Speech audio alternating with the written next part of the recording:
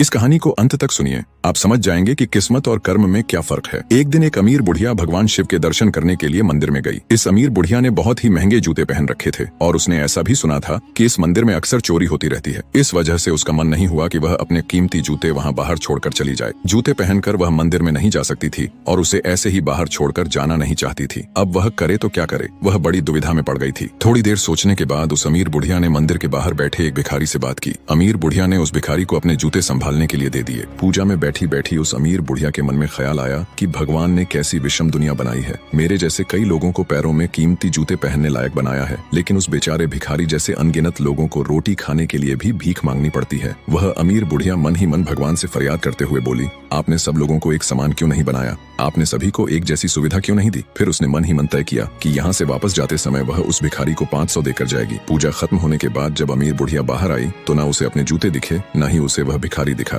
अमीर बुढ़िया को लगा कि भिखारी किसी काम से कहीं बाहर गया होगा, इसलिए थोड़ी देर तक उसने वहीं खड़े रहकर भिखारी का इंतजार किया। काफी देर तक इंतजार करने के बाद भी जब भिखारी वापस नहीं आया तो उस अमीर बुढ़िया को पता चल गया कि भिखारी उसे ठग कर चला गया है। दुखी होकर अमीर बुढ़िया नंगे पैर ही अपने घर की तरफ चल पड़ी। रास्ते में उस अमीर बुढ़िया ने देखा कि फुटपाथ पर एक जूते चप्पल बेचने वाला बैठा है। अमीर बुढ़िया एक जोड़ी चप्पल खरीदने के लिए उसके पास पहुंची। वहां पहुंचते ही उसकी नजर अपने जूते जैसे ही जूते पर पड़ी। अमीर बुढ़िया पहचान गई कि ये उसी के जूते हैं। पूछने पर बेचने वाले ने पहले मना किया, लेकिन बार बार पूछने पर और दबाव देने पर उसने माना कि ये जूते उसे एक भिखारी 500 में दे गया है। अमीर बुढ़िया बिना जूतों के ही चली गई। उसे भगवान से की गई अपनी फरियाद का जवाब मिल चुका था। भगवान ने उस भिखारी की तकदीर में 500 लिखे ही थे, लेकिन कैसे कर्म करके उन्हें लेना है ये उस भिखारी के हाथ में था। अगर वह चोरी ना भी करता फिर भी उसे 500 मिलने वाले थे। शायद उसके ऐसे ही बुरे कर्मों की वजह से आज वह एक भिखारी था।